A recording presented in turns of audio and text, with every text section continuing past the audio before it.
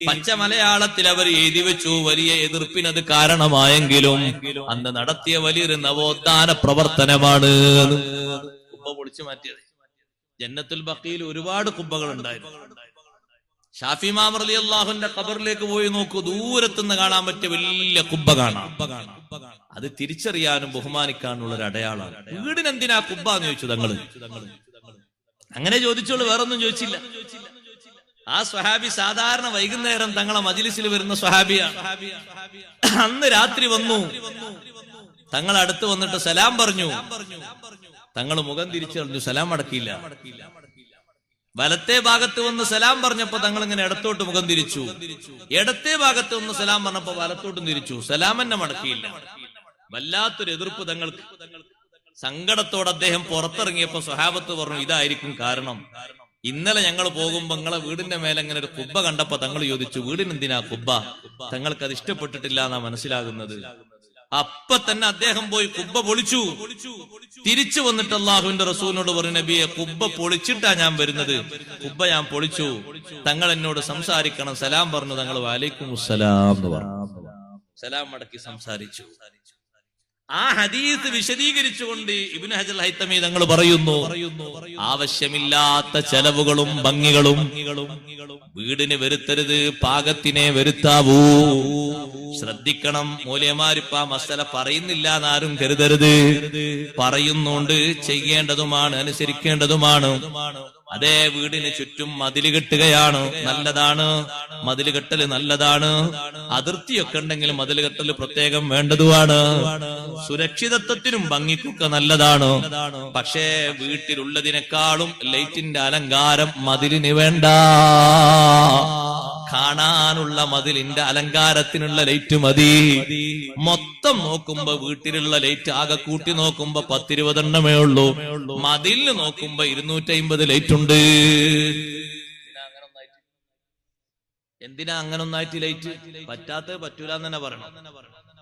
അതിനിപ്പോ നിങ്ങളെ നാട്ടുകാരോ മതിലുണ്ടാക്കിയില്ലെന്ന് എനിക്ക് നോക്കേണ്ട ആവശ്യമൊന്നുമില്ല. ദീന്റെ നിയമം പറയണ്ടേ? എന്റെ വർക്കുണ്ട് മതില്, ഒരു ലൈറ്റും ഇല്ല. സിറ്റ് ഔട്ടിൽ ലൈറ്റ് അങ്ങോട്ട് കാണും, ഇത്രയേ ഉള്ളൂ. അത് കണ്ടിട്ട് വരുന്ന ആൾക്കാർ വന്നാൽ മതി, അല്ലാത്തൊരു തിരിച്ചു പോയിക്കോട്ടെ, ബുദ്ധിമുട്ടൊന്നുമില്ല. കാണാനുള്ള ടോർച്ചടിച്ച് വന്നാൽ മതിയല്ലോ, ഇതിനത്ര ബുദ്ധിമുട്ട്. ഇപ്പൊ അടുത്തൊരു മതില് കണ്ടു. ഞാൻ ആ മതില് കണ്ടിട്ട് ആ മതിൽ തന്നെ കുറെ നേരം നോക്കി, ഒരു 10 മിനിറ്റ് കാണേണ്ടത്. അപ്പൊ ആ മതിലിങ്ങനെ നോക്കിയപ്പോ ഒരു ഭാഗത്തുനിന്ന് മറ്റേ ഭാഗത്ത് ഇങ്ങനെ എണ്ണിയപ്പോ ഓരോ തൂണുണ്ട്. നമ്മളെ പള്ളിന്റെ തൂണുപോലെ ഓരോ തൂണിൽ ഒരു ഭാഗത്ത് 5 ലൈറ്റ്, മറ്റേ ഭാഗത്ത് 5. അപ്പൊ 5 5 10 തൂണ്. അങ്ങനെ കൂട്ടി നോക്കുമ്പോ 15 തൂണുണ്ട്. അപ്പൊ ലൈറ്റ് എത്ര? ഞാൻ വെറുതെ കമ്മട്ടത്തിൽ കണക്ക് പറഞ്ഞാൽ തീർന്നിട്ടുണ്ടെങ്കില് 150 ലൈറ്റ് സഹോദരങ്ങളെ മൊത്തമായിട്ട്. പൊരന്റെ ഉള്ളിൽ പോയൊക്കെ അത്ര ലൈറ്റ് ഉണ്ടാവില്ല. എന്തിനാണ് ഈ ഓവർ ചെലവ്? ഓവർ ചെലവ് വേണ്ട, പാകത്തിന് മതി. നല്ല ഭംഗിയില് മതില് കെട്ടുക, അത് സിമന്റ് ഒക്കെ വെച്ച് തേക്കുക, ഗേറ്റിന്റെ അവിടെ ലൈറ്റ് വെക്കുക. വരുന്ന ആൾക്കാർക്ക് ഗേറ്റ് കാണണ്ടേ, തുറക്കണ്ടേ, ആവശ്യത്തിന് പോരെ. ഇനി 4 ഭാഗം കാണും, 4 ഭാഗത്ത് ഓരോന്ന് വെച്ചോളൂ. അതിർത്തിയില് അതാണ് അതിർത്തി. അങ്ങോട്ടുള്ള ഒരു വഴിയുണ്ട്, അവിടെയും വെച്ചോളൂ. ഇതെന്തിനാ ഒന്നായിട്ട് ലൈറ്റ് ഇങ്ങനെ കുത്തിത്തിരിക്കുന്നത്? അമിത ചെലവല്ലേ? അമിത ചെലവ് പാടില്ല. ഇസ്രാഫ് അത് പലതിലും വൻകുറ്റമായി വരുന്ന അമിതം പാടില്ല. അമിതം ശ്രദ്ധിക്കേണ്ടതാണ്, എപ്പോഴും സൂക്ഷിക്കേണ്ടതാണ്. ഭക്ഷണത്തിന് മാത്രമൊന്നുമല്ല അമിതല്ലത്, ചെലവ് ചെയ്യുന്നിടത്തൊക്കെയുണ്ട്, ശ്രദ്ധിക്കണം. ഒരാവശ്യമില്ലാത്ത ആള് കാര്യമായിട്ട് അയാൾക്ക് ഓൺലൈനിൽ തുറക്കേണ്ടതോ അല്ലെങ്കിൽ അയച്ചു കൊടുക്കേണ്ടതോ സംവിധാനങ്ങൾക്ക് ഒരു ആവശ്യമില്ല. വെറുതെ പൈസ കയറ്റി റീചാർജ് ചെയ്യുന്നതും കുറ്റം തന്നെയാണ്. കാരണം ആ റീചാർജ് ചെയ്ത് അയാളെ ബട്ടൺ അമർത്തുന്ന, കൈ അമർത്തുന്ന നേരെ പോകുന്നത് സിനിമയും സീരിയലും കോമഡിയും മറ്റും പലതും കാണാനാണ്.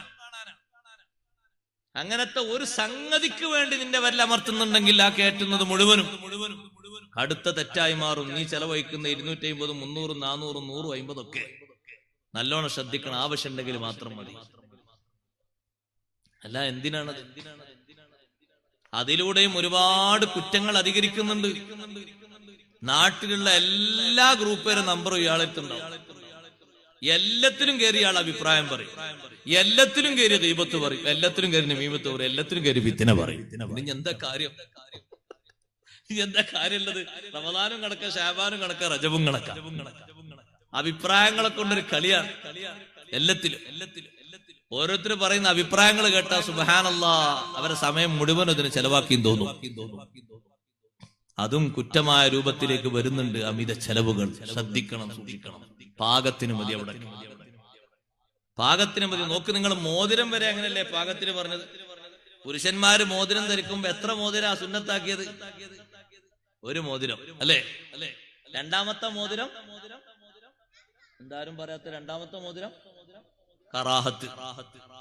പിന്നെ ഒന്നുകൂടി ഏറിയാലോ? ഒന്നുകൂടി ഏറിയാലോ? എന്താ ഉണ്ടാത്തത്? ഹറാമ്. രണ്ടാമത്തേനെ സംബന്ധിച്ച് തന്നെ ഹറാമെന്ന് അഭിപ്രായപ്പെട്ട ചുരുക്കം ചില പണ്ഡിതന്മാരുണ്ട്. ആ മോതിരം തന്നെ വെള്ളിയുടേത് മാറിയിട്ട് സ്വർണത്തിൻ്റെതായാലോ?